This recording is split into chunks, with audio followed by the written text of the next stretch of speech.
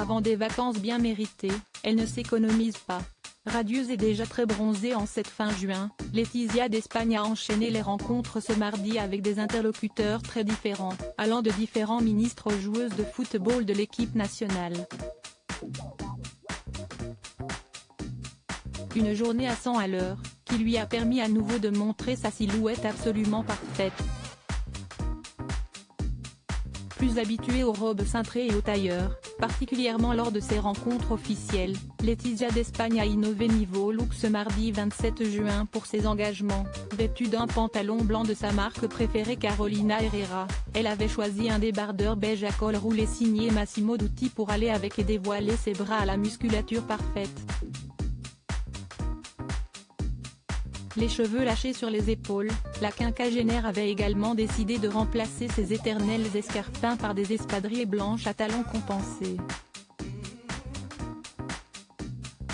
Signe, chez elle, que l'été est enfin arrivé.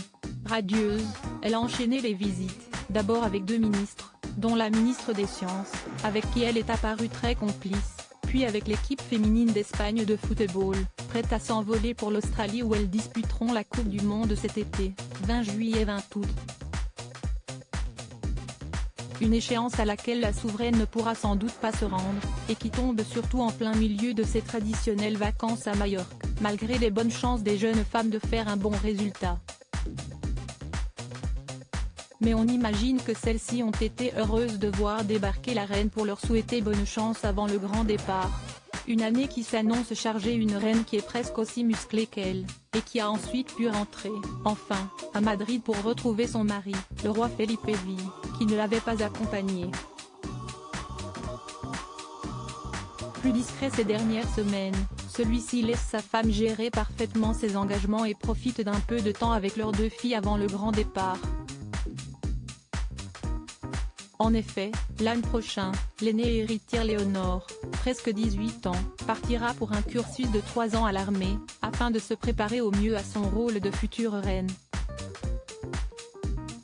La cadette, Sofia, 16 ans, sera quant à elle scolarisée au Pays de Galles dans le lycée où sa sœur a fait ses études. Une grande première pour l'adolescente, qui n'avait encore jamais quitté sa famille, mais qui va pouvoir profiter, avant cela, de vacances agréables à Majorque avec sa sœur aînée et ses parents. Comme chaque année, la petite famille, probablement rejointe par la reine douairière Sofia, va s'envoler pour Palma où se trouve leur résidence d'été. L'occasion de se retrouver et de souffler un peu après cette année bien remplie,